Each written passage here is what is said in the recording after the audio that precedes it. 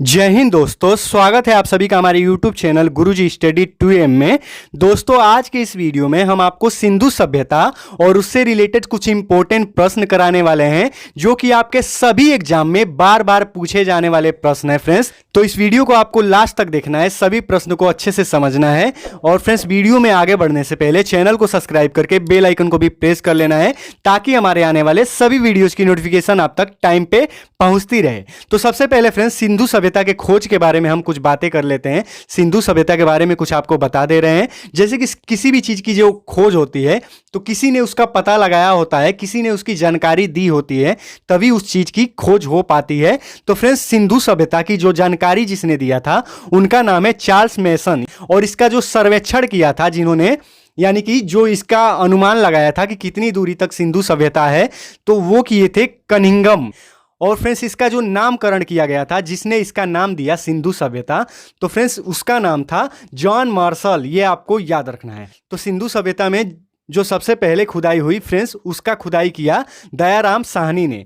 और फ्रेंड्स, इसका जो क्षेत्र है वो 13 लाख वर्ग किलोमीटर है और इसका जो आकार है फ्रेंड्स वो है त्रिभुजाकार। ये आपको याद रखना है। मोस्ट इंपोर्टेंट पॉइंट्स है फ्रेंड्स सिंधु सभ्यता के बारे में, ये आपको याद रखना है। तो पहला क्वेश्चन है दोस्तों हमारा, रॉबर्ट ब्रूस फुट थे एक, कौन थे फ्रेंड्स? ये भूगर्भ वैज्ञानिक और पुरातत्विक। तो ये फ्रेंड्स आपको याद रखना है। अगर आपके क्वेश्चन से आपसे पूछा जाएगा तो यहाँ पे ए और बी दोनों ऑप्शन दिया जाएगा। यहाँ पे क्वेश्चन में हमने नहीं दिया है, लेकिन आपको बता दें कि ये दोनों थे। ये आपको याद रखना है। मोस्ट इंपोर्टेंट प्रश्न है फ्रेंड्स, बार बार एग्जाम में पूछा जाता है। चलिए अगले क्वेश्चन की तरफ बढ़ जाते हैं। यहाँ पे आप देख लीजिए फ्रेंड्स, कोपेनहेगन संग्रहालय की सामग्री से पाषाण कांस्य और लौह युग का त्रियुगीन विभाजन किया था। फ्रेंड्स, जैसे कि इतिहास को एक इतिहासकार ने 3 भागों में बांटा है उनके मिलने वाले तत्वों के आधार पे। जैसे कि पहले पत्थर मिला था, फिर तांबा मिला था, फिर लोहा मिला था। तो इस तरह से फ्रेंड्स सभी ऐतिहासिक कालों का नाम दे दिया गया है। उसका नाम किसने दिया है फ्रेंड्स? तो इसका उत्तर होता है थॉमसन ने। ये आपको याद रखना है। ये बहुत ही इंपॉर्टेंट प्रश्न है, बार बार एग्जाम में आता है। चलिए अगला क्वेश्चन देख लेते हैं फ्रेंड्स। उत्खनित परमाणु के अनुसार पशुपालन का प्रारंभ हुआ था। तो फ्रेंड्स, जो उत्खनित परमाणु के अनुसार, यानी कि जो भी हमने खुदाई की है उसके अनुसार जो भी हमें रिजल्ट मिला है, जो भी प्रमाण मिला है फ्रेंड्स, तो फ्रेंड्स उसके हिसाब से पशुपालन का आरंभ कब हुआ था फ्रेंड्स? तो यहाँ पे 4 ऑप्शन है फ्रेंड्स। यहाँ पे आपको याद रखना है मध्य पाषाण काल। ये आपको याद रखना है। ये बहुत ही इंपॉर्टेंट प्रश्न है फ्रेंड्स। मध्य पाषाण काल में इसका पशुपालन का प्रारंभ हो चुका था। ये आपको याद रखना है। और फ्रेंड्स, अगर आपके एग्जाम में पूछा जाएगा कि नियमित रूप से पशु कब से मिलने लगे, तो 9 पाषाण काल से। दोस्तों, किसी भी चीज की जब शुरुआत होती है तो उसको आगे बढ़ने में थोड़ा सा वक्त लगता है। तो मध्य पाषाण काल में शुरू तो हुआ था, लेकिन नियमित रूप से अच्छे तरीके से जब वो डेवलप हो गया था, यानी कि अच्छे तरीके से जब पशुपालन होने लगा था, तब वो 9 पाषाण काल था। ये आपको याद रखना है। अगला क्वेश्चन है दोस्तों हमारा, मध्य पाषाणिक प्रसंग में पशुपालन के प्रमाण जहां मिले वह स्थान है। यानी कि मध्य पाषाण काल में पशुपालन के प्रमाण जहां से मिले हैं वो स्थान कौन सा है फ्रेंड्स? यहाँ पे आपके 4 ऑप्शंस हैं, लेकिन आपको यहाँ पे याद रखना है आदमगढ़। आदमगढ़ में फ्रेंड्स पशुपालन के प्रमाण मिले। ये आपको याद रखना है मध्य पाषाण काल में। बहुत ही इंपॉर्टेंट प्रश्न है फ्रेंड्स। वीडियो अगर आपको थोड़ी भी हेल्पफुल लग रही है तो वीडियो को एक लाइक जरूर कर दीजिए। चैनल पे नए हैं तो चैनल को सब्सक्राइब करके बेल आइकन को भी प्रेस कर लीजिए ताकि हमारे आने वाले सभी वीडियोज की नोटिफिकेशन आप तक टाइम पे पहुंचती रहे। और इस वीडियो को अपने कुछ दोस्तों में आपको जरूर शेयर करना है। चलिए अगला क्वेश्चन देख लेते हैं। तो अगला क्वेश्चन है दोस्तों हमारा, निम्नलिखित में से किस स्थान से हड्डी के उपकरण प्राप्त हुए हैं?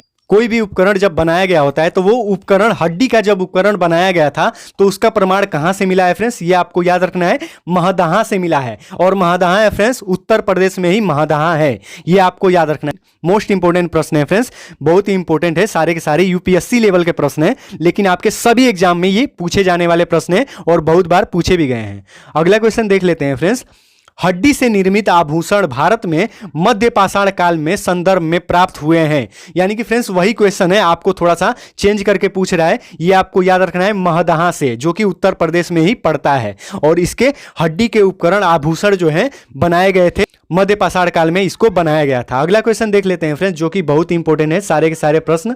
अगला क्वेश्चन है दोस्तों हमारा, एक ही कब्र में 3 मानव कंकाल निकले। फ्रेंड्स कहां से निकले? जैसे कि जब सिंधु सभ्यता थी उस समय लोगों को दफना दिया जाता था, तो फ्रेंड्स एक ही कब्र में 3 लोग मिले हैं, 3 मानव के कंकाल मिले हैं, और कुछ कुछ जगहों पे तो बहुत ज्यादा कंकाल मिले हैं एक ही जगह पे। तो फ्रेंड्स यहाँ पे इसका जो राइट आंसर होगा वो होगा दमदमा से। ये आपको याद रखना है, मोस्ट इंपोर्टेंट प्रश्न है फ्रेंड्स। हड्डी के उपकरण अगर पूछ देगा फ्रेंड्स तो महदहा से मिले हैं, और फ्रेंड्स एक ही कब्र में 3 मानव कंकाल जहां से मिले हैं वो है दमदमा। ये आपको याद रखना है।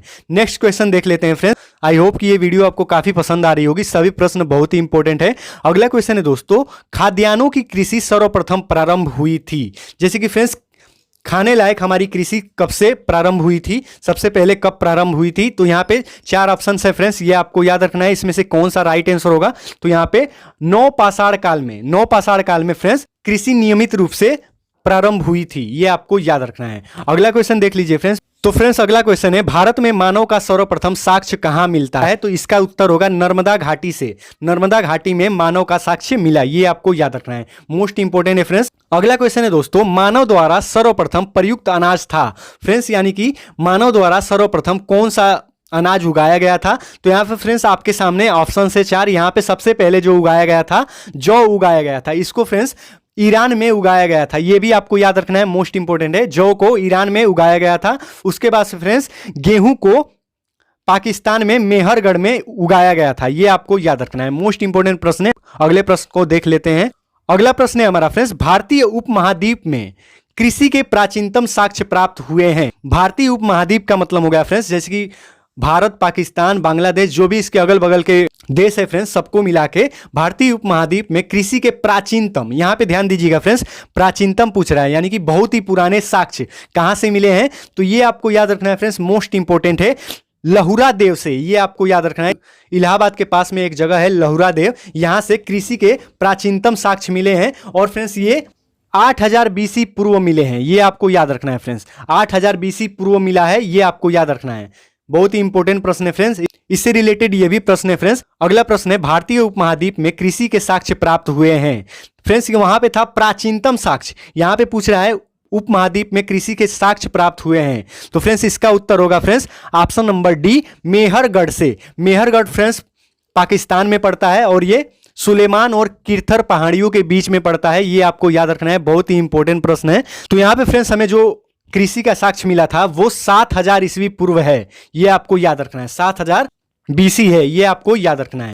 अगला क्वेश्चन है दोस्तों हमारा, उस स्थल का नाम बताएं जहां से प्राचीनतम अस्थायी जीवन प्रमाण मिलते हैं। यानी कि फ्रेंड्स उस स्थान का नाम बताइए जहां पे प्राचीन से लेके अब तक के जीवन के प्रमाण मिलते हैं। तो यहाँ पे फ्रेंड्स 4 ऑप्शन है। मेहरगढ़ आपको याद रखना है। मेहरगढ़ एक ऐसा कालखंड है फ्रेंड्स जिसमें कि मानव ने बहुत दिनों तक निवास किया है, और मेहरगढ़ पाकिस्तान में पड़ता है, किरथर और सुलेमान पहाड़ियों के बीच में। ये आपको याद रखना है।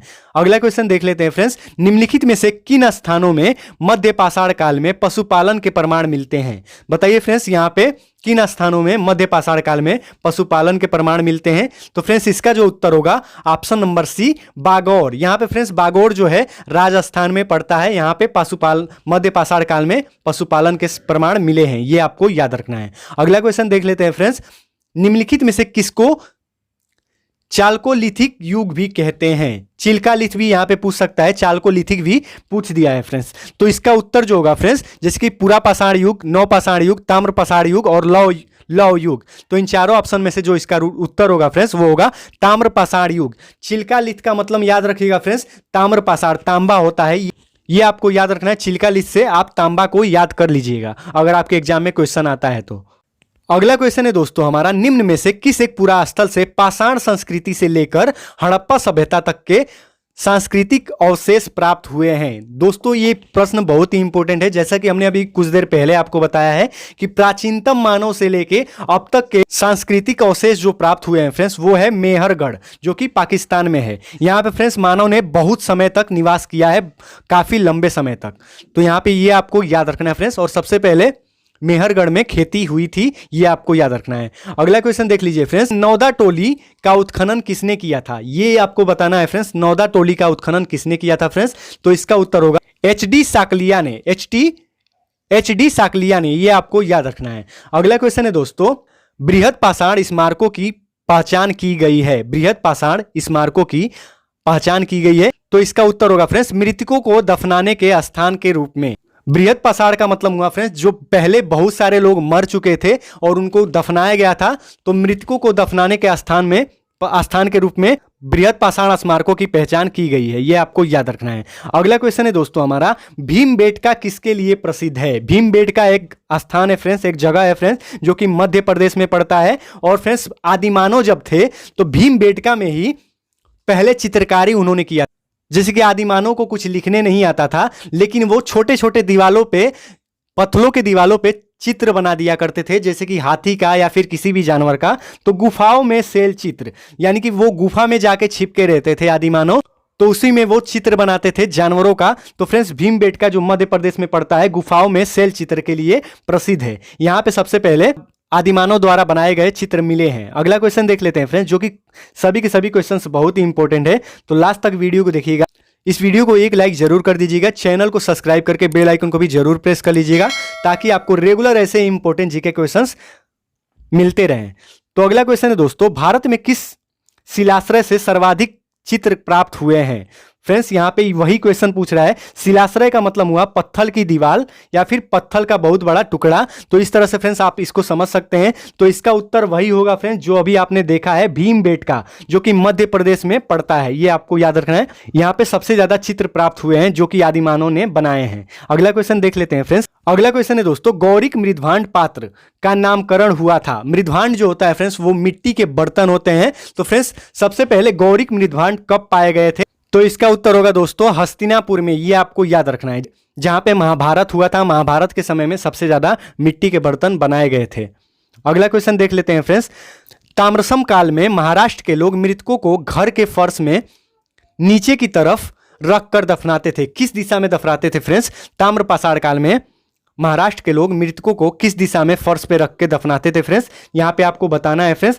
तो इसको आपको याद रखना है फ्रेंड्स, मोस्ट इंपोर्टेंट प्रश्न है। इसका उत्तर होगा उत्तर से दक्षिण की ओर। इसको याद करने के लिए फ्रेंड्स आप चुंबक याद कर सकते हैं, जो कि उत्तर से दक्षिण की तरफ अट्रैक्शन अपना बनाए रखता है। अगला क्वेश्चन देख लेते हैं फ्रेंड्स।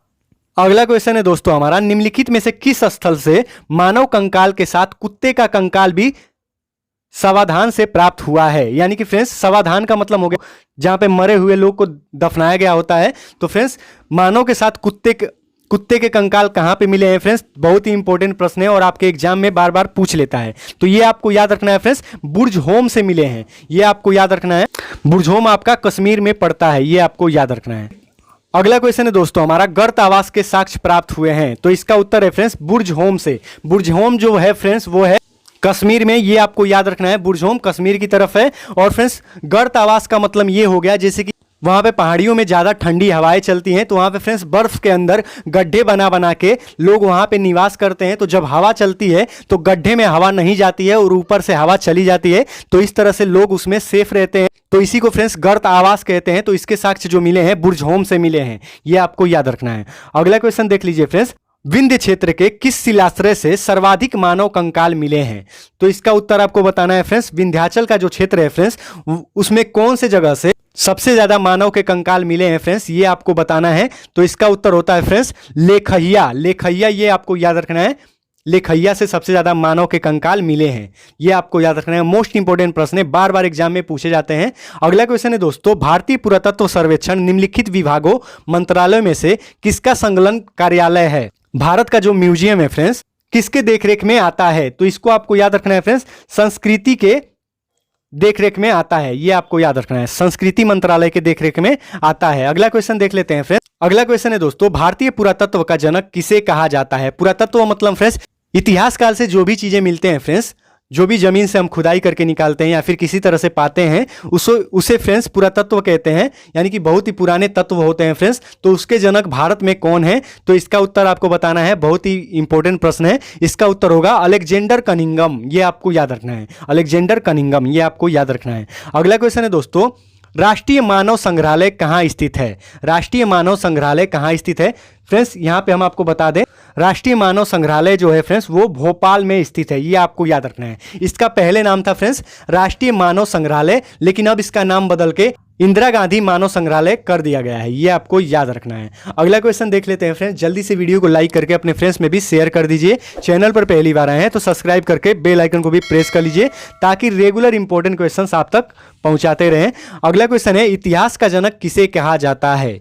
तो फ्रेंड्स यहाँ पे आपको सबसे पहले सोचना है कि इतिहास का जनक किसे कहा जाता है। जल्दी से आपको कमेंट बॉक्स में आंसर देना है। इसका उत्तर होता है friends option number B, Herodotus को इतिहास का जनक कहा जाता है। मोस्ट इंपोर्टेंट प्रश्न है फ्रेंड्स ये भी। अगला क्वेश्चन देख लेते हैं, मानव द्वारा पाला गया प्रथम जानवर कौन सा था? आप सोचिए फ्रेंड्स, बिल्ली, गाय, कुत्ता और घोड़ा, इन चारों में से मानव द्वारा पाला गया प्रथम जानवर कौन सा हो सकता है? तो इसका जो उत्तर होगा फ्रेंड्स वो होगा ऑप्शन नंबर सी, कुत्ता। ये आपको याद रखना है। कुत्ते बहुत ही आसानी से मानव से मिलजुल जाते हैं, तो इसीलिए फ्रेंड्स सबसे पहले मानव ने जिस जानवर को पाला था वो था कुत्ता। ये आपको याद रखना है। ये सभी के सभी क्वेश्चंस बहुत ही इंपॉर्टेंट है फ्रेंड्स।